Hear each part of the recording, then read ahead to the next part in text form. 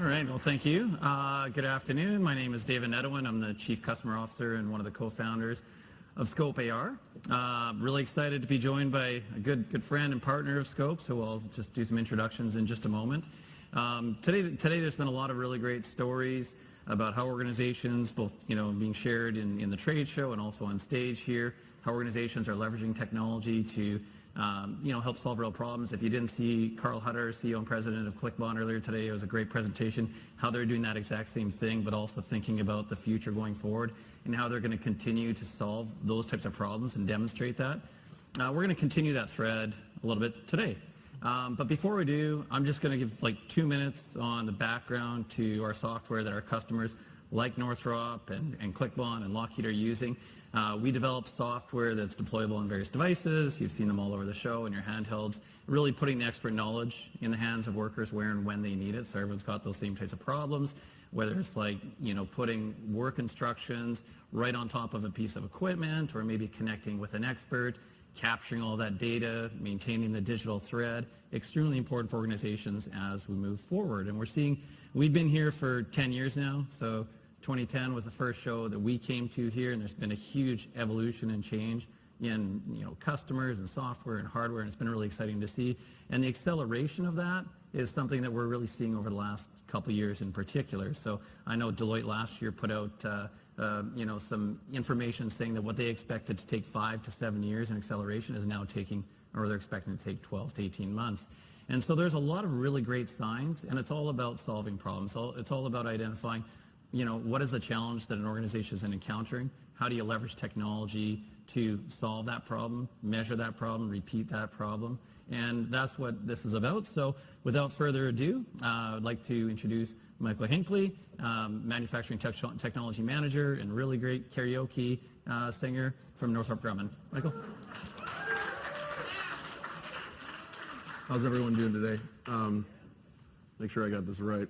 So next slide is push the forward button. So yes, thank you, David. I'm Michael Hinckley. I'm a Manufacturing Technology Manager in Palmdale, responsible for all the programs there. Just have a great team. I manage F-35, HAIL programs, B-2, and a lot of other things that I can't discuss today. I've been with Northrop Grumman for 15 years in various roles, and happy to be here with you guys today.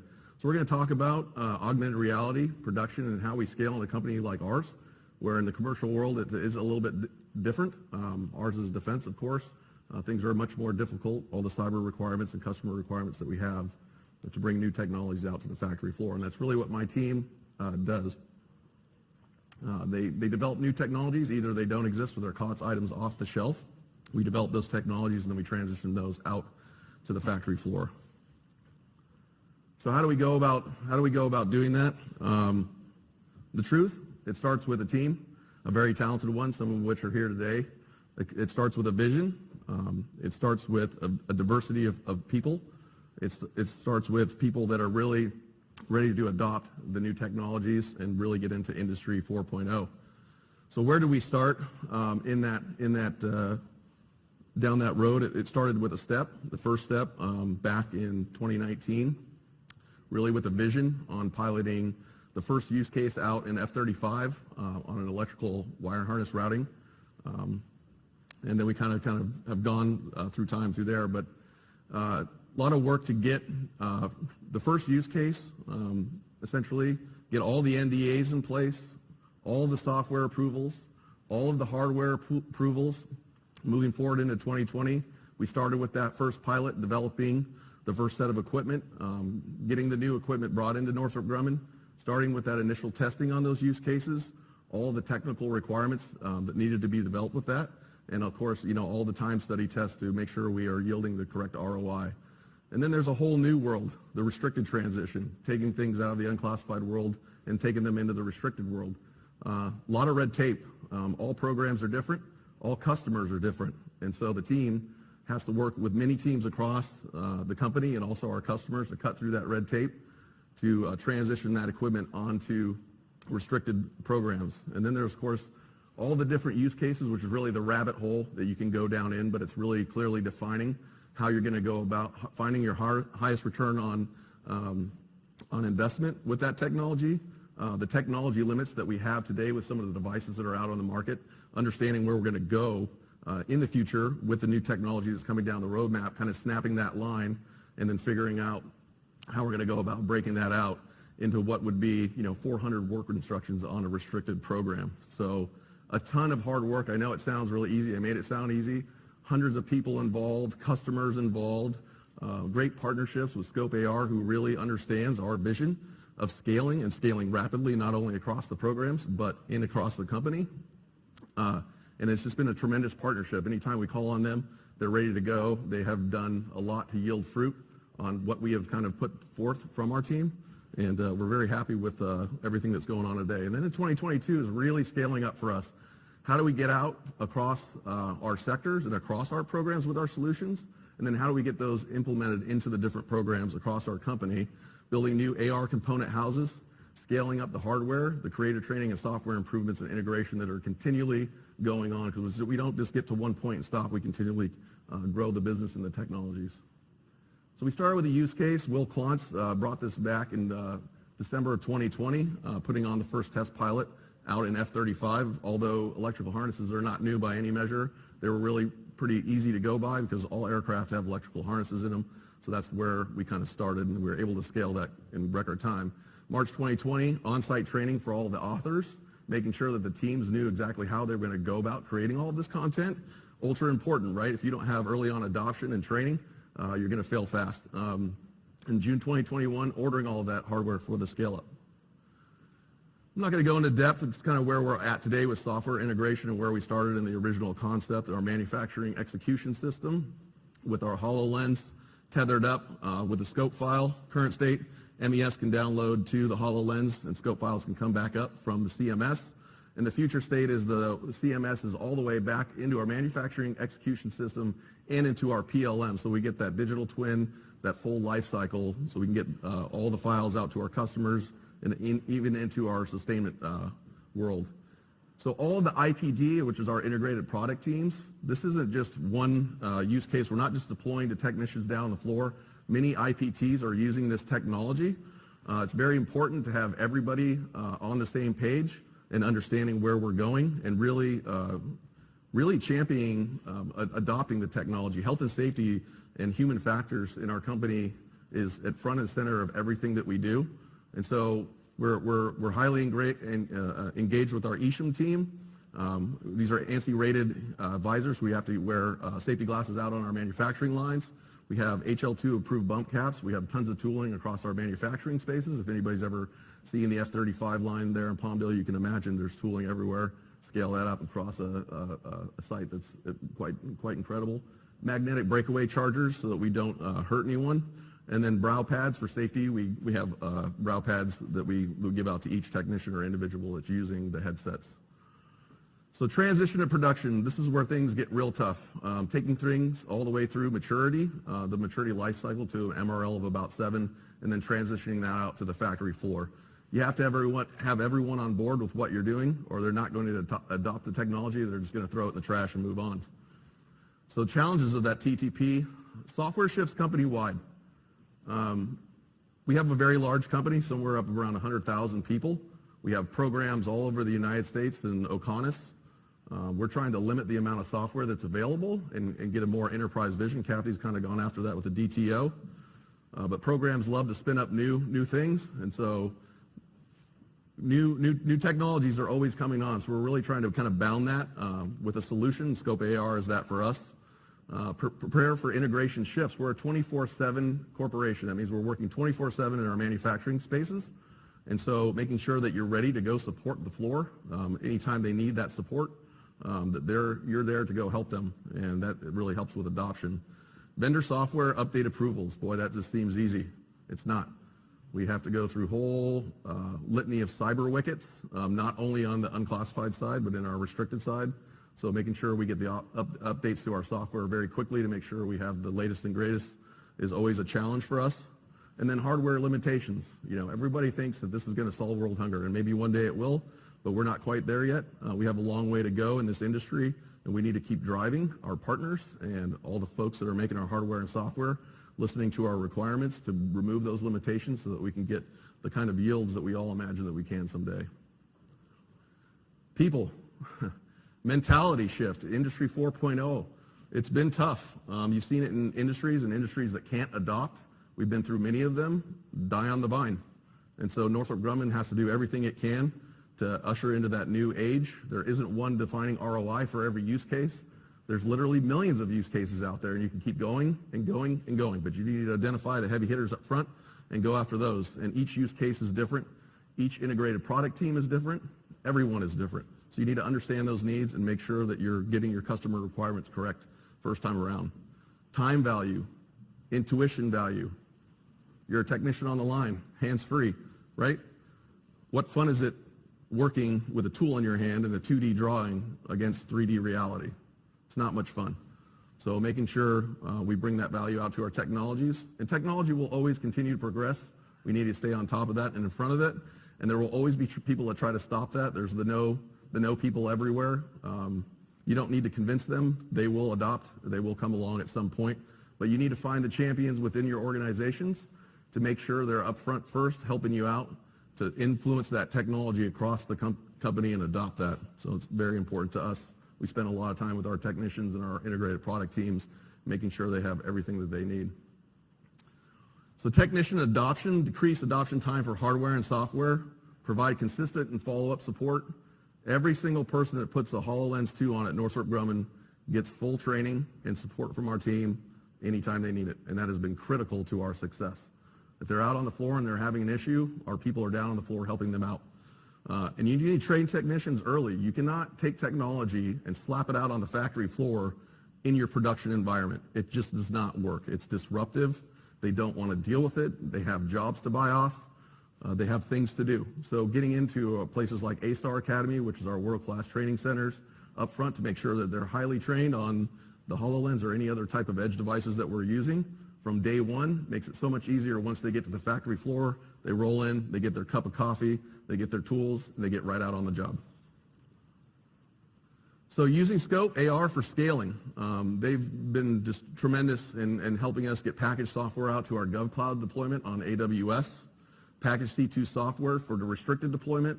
That takes a long time, and they've been there every step of the way to make sure the type of software that we're putting into our restricted environments is safe and it works. Virtual and in-person training sessions, that's something they offer. We cold call them on the phone anytime, and they're out there to support us. They'll come out and fly out, train up our technicians. We just went through and trained up about 15 of our manufacturing engineers that are going to assist us in a scale-up of what we're trying to do in some of our environments, and it's just been great. Support and troubleshooting. Boy, when software goes down, if anybody is in this industry or an industry like this industry, when your manufacturing execution system goes down, your PLM goes down, any type of software that supports the manufacturing floor goes down, it's a big disruption and can really hurt the company. So support and troubleshooting is big for us. And use case consultation and best practices. Again, back to it's not one size fits all. We're not going to solve world hunger with AR technology. We're going to do our best to get there. But understanding what are those best practices with the technology, with the software, and what use cases really yield the highest return on investment for your situation. And I knew I breezed through that pretty quickly. So, any questions?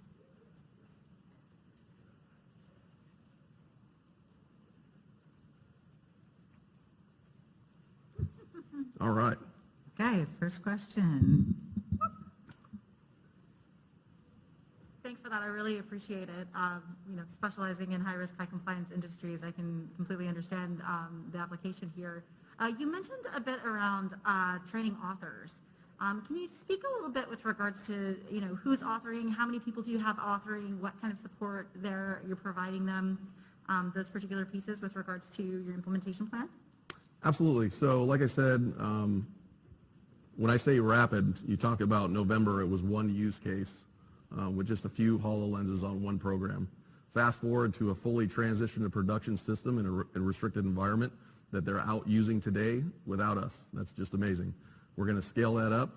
All of the software, the hardware, the computer support really started with a pretty small team. On my team, I have a team of about 20 with some other folks on IO for some other work. But anyways, They're going to support kind of the first touch to all of those things that we're doing, but the ME organization who handles all of the work instructions is fully integrated with us. They're scaling their team up right now to go start to handle some of this. So the training we just did was with 15 of them. I would say a workforce right now, today, maybe by first quarter of next year, to look like something of around 30 people that are not only supporting the factory floor, but are just creating work instructions.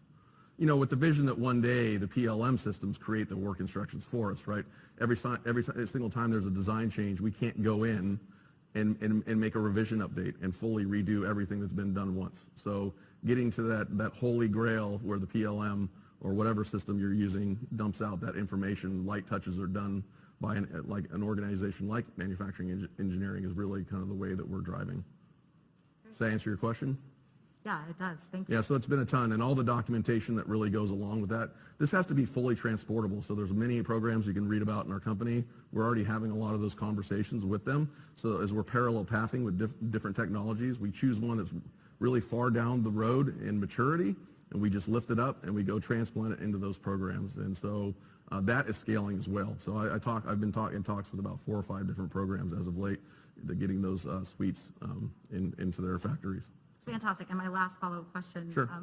Representing IEEE, I have to ask, have you all started to look at XAPI and the integration of XAPI into this implementation and connections between work instructions and competency and all those pieces? Absolutely. So we've done some mind crafting on the network architecture of kind of how we're going to go about doing this, the up and down, the left to right, all the systems that need to talk, really what the end users need to see at the end of the day, and how you're going to go maintain that digital thread that one day you could be you could be a maintainer out on a flight line, you could flip on your HoloLens, you just had a bird strike, and you want to see the XYZ axis of every tag that's ever been against that particular aircraft, right? That is exactly what we're driving to. And yeah, so I hope that helps. Yeah.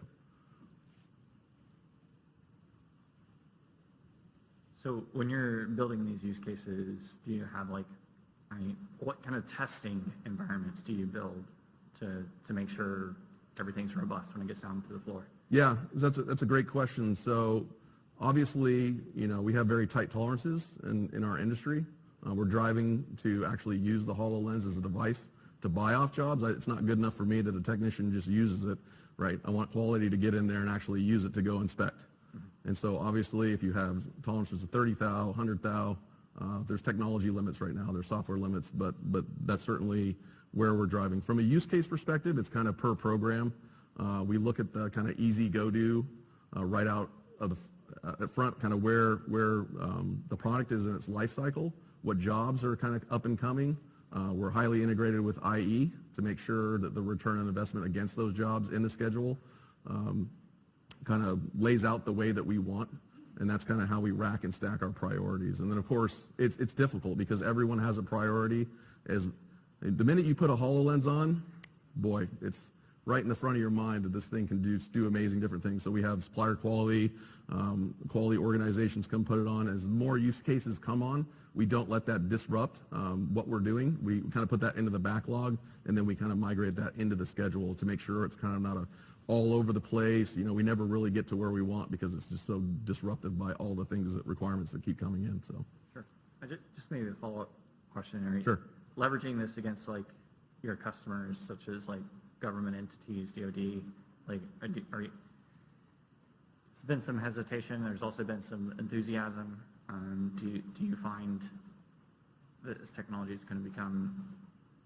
How quickly do you see this being adopted by government users in some of the inspection lines? Right. I mean, mean time between flight for helicopters is 16 hours for every hour of flight. So how do you drive that down with these inspection systems? Do you see that being a use case for that? Or? Yeah, I mean, I could sit here and talk to you for about a week on all the use cases that we've kind of Minecrafted out. But when I say customers and adoption, I'm not just talking internally, I'm talking externally. Every customer that I come across, and my group has the great honor of we're the only group in the company, in our facility that demos to every customer that walks through our building.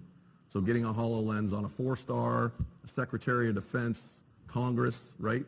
Yeah. As soon as they put it on, they get it. And that's how we really capture them. You can talk about AR all day, but until you see it yourself, you won't believe it, right? And that's something that we do. I've had the opportunity to brief senior executive service in a few different instances, and we talk about the digital transformations. We're all trying to figure out what that big buzzword means to us in our industries. And it's, hey, Mike, cold call me on the phone if someone's getting in your way. Well, That is the type of customer engagement we have. Yeah, thank you for doing that work. It's really hard. And It is very difficult, but we're going to keep going. Okay. I'm Shelley Peterson from Lockheed Martin. Hi. Just a very quick question. Yes. Fantastic briefing. Oh, thank you. Your end users' response to using the technology, what do you see there? Oh, it's great. We have surveys in place that we send out. Matt and Kat, who are sitting right here, are down on the floor all the time with our technicians through all of our demonstrations, either with our customers or our IPTs, explaining away. We recognize right up front that if people don't understand and or comprehend or cannot use this technology, it'll just go by the wayside, right? They'll be right back on their tools, what they're used to. And it's, through the different generations, there's different levels of adoption. There's folks, you might have somebody in quality who's been doing it 40 years, right? We're just going to do it this way. We get them every time, I'm telling you, and the feedback has been 10 out of 10, and I'm not just saying that to say it, because we really gauge that correctly so we understand where we need to drive, but we have gotten hardly any negative feedback. And we put HoloLenses on literally hundreds and hundreds of people. Thank you. Sounds very good and very exciting. We look forward to hearing more about it next year. Thank you. Thank you.